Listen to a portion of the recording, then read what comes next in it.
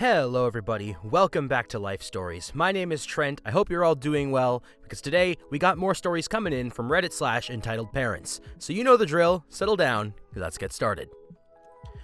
Our first story is titled, Gotta Love Mothers. Hello r/entitled parents. My mom is 100% an entitled parent with all of her kids, but she didn't raise me. My grandma did, and to be completely honest, I don't respect her much.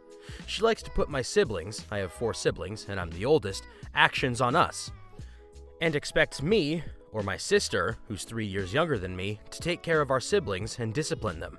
She yells at them, spanks them, and gets upset when they don't listen to her, and she refuses to change her ways. Now that you have a bit of background, I'd like to tell you about what happened to me the other day.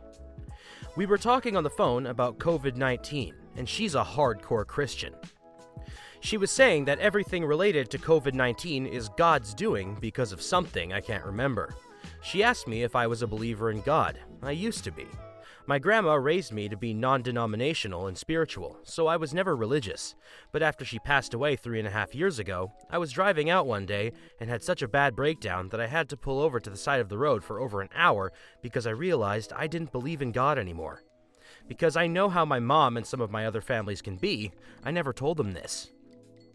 So, when she asked me if I was a believer, I just straight up told her no. Her first reaction? She called me stupid. Then I told her I didn't want to talk to anyone who yelled at me and called me stupid for having a different belief, so I hung up. This is what transpired, and for clarity, we'll call her Wendy. You're lucky because if it was up to me, I'd cut you off quick because your uncle's got your back. Too quick to take criticism and hang up on me. I hope you have dreams from my mama. She was a believer and never failed in faith. First of all, no. Grandma wouldn't call me stupid. You don't know what she would say. In fact, did you know that Uncle Dan told me and Grandma he was a Buddhist? She had questions, but she didn't call him stupid. Second of all, wow, little girl is the dumbest phrase ever. If you really think this is all God's doing, then maybe you need to start treating your kids better and talking to them differently. A mother or father should never say that to their children. You should be understanding. Third, cut me off? What do you mean by that? Never talk to me again?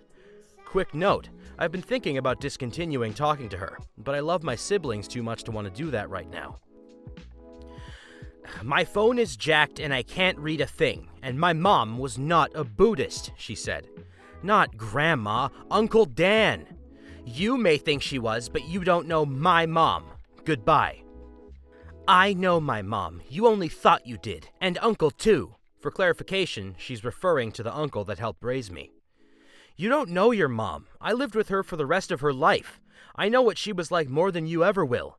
She's talked to me about so many things and taught me so much. You said it yourself. You two were always arguing, and she didn't like you. And you're right, she didn't like you. She was disappointed in you, but she loved you. I know her heart.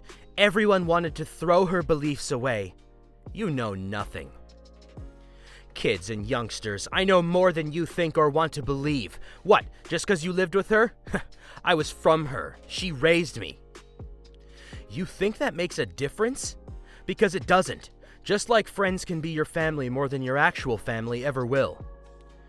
I can't read what you said, and probably good that I can't. Instead, I'm sending my money for my car to your uncle instead of you. Have a good night. God bless. Bye. See you later. Goodbye. Don't text me. Hugs and kisses. She reaches out the next day. I can act childish sometimes too, but I love you and stay safe and God bless. I'm sorry for calling you stupid for that. I was just worried, that's all, and you didn't give me a chance to talk to you, so I acted like a big baby, and I'm sorry. Have a good day. I love you. Hey, Mom. I love you too. Thank you. God bless you too, and stay safe.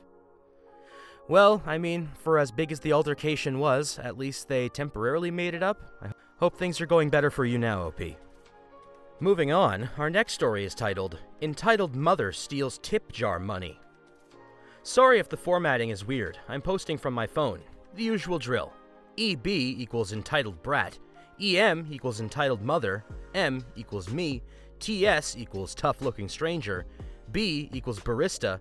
And B2 equals another barista that was working. We start this adventure when a cafe bell rings throughout the coffee shop, and EM and her little 6-ish-year-old hellspawn walk up to the counter.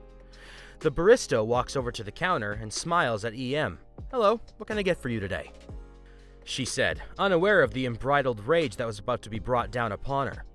I'm sitting at a booth, maybe 10-15 feet away from the counter, and the EM asked the lady, "I'll just have a cold brew with caramel and vanilla." The barista looked at her co-worker and repeated the order. She said, "Anything else for you, ma'am?" "Can I get a strawberry smoothie?" "Yep, I'll get that started here in a second." The barista pressed a few buttons on a tablet connected to their register, and she said, "That'll be $7, some amount of money, I don't remember."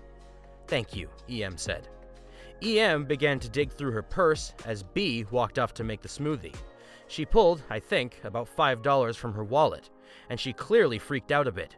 She looked around, making sure nobody was watching her. With her ratty, skinny fingers, she slowly reached into the tip jar where many, many bills resided. She grabbed one or two with her fingers and began to pull them out. From where I was sitting, it looked like a 1 and a 5. Then, a man stood up from the booth next to me. He stood at around 6'2", looked like Hulk Hogan, and appeared like he bench-pressed horses for a living. He slowly stepped to the lady and tapped her shoulder right before she got her hand out of the jar. This caused her to jump and yank her hand away, dragging the jar off the counter to break on the floor. From the looks of it, there wasn't much in the jar. Lots of loose coins and bills that must have equaled up to about $20 or $25. The little brainlet of a kid known as EB screeched and started carefully picking up the bills. As he was picking up the money, EM started screeching at the stranger, and several baristas stepped out from behind the counter. While I was sitting there, clearly shocked, I pulled out my phone and took a few pictures of EM. The transaction went something like this. "You can't just take the money from jars, lady. F you! You can't just touch people without their permission. Freaking criminal! Ma'am, please calm down and place the money you took on the counter."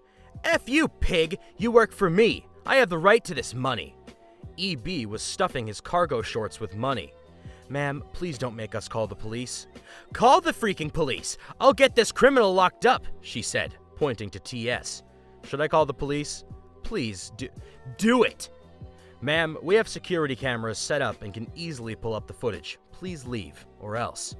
Red-faced, EM grabbed her little crayon-chewing gremlin by the wrist and stormed out, with the child happily moving along with $20-ish of loose change fumbling around and clinking around in his booger-stained cargo shorts.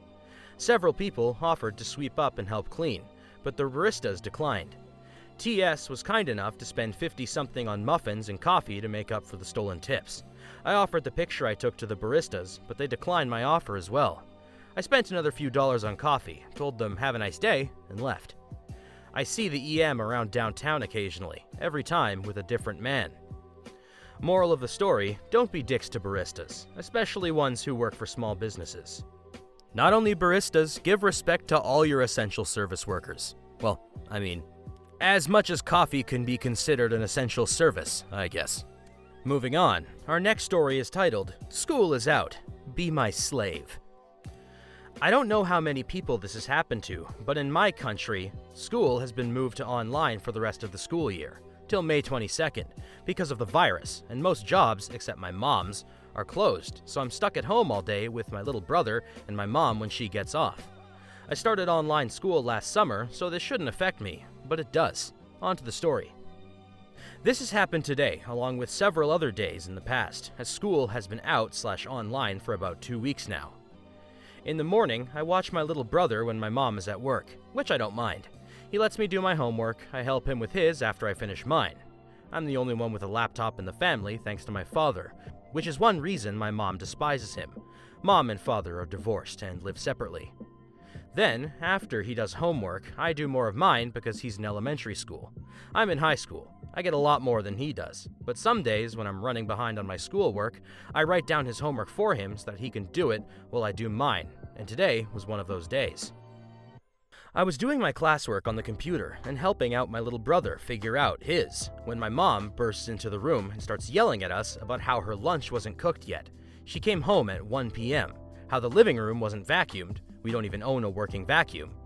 Then she saw me and my computer, and my little brother writing stuff down, working on a math equation. She closes my laptop, takes it, grabs my little brother's paper, and looks it over. Calls him stupid for not knowing the answer, and says that school is over, so why are we working on schoolwork? Then, she demands my laptop password because it should be my laptop, not yours. You don't deserve a laptop, you stupid, worthless piece of garbage. I asked for it back so I can do homework.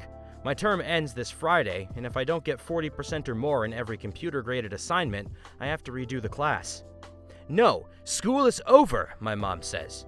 You're supposed to be cleaning and cooking for me, because there's no school. Why isn't my room cleaned yet? Do I have to do everything around here? I gave birth to you, which means I own you.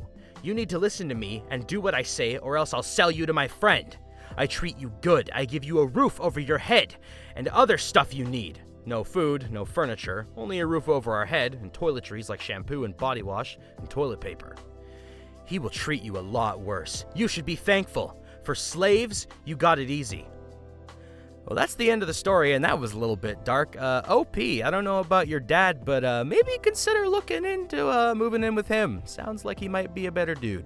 And with that out of the way, that is all the time we have for today, ladies and gentlemen. I want to thank you so much for tuning in to Life Stories again. I hope you guys are all doing well and safe in these crazy times, but don't forget to like, comment, and subscribe for more Reddit content coming your way, and we hope to see you guys soon.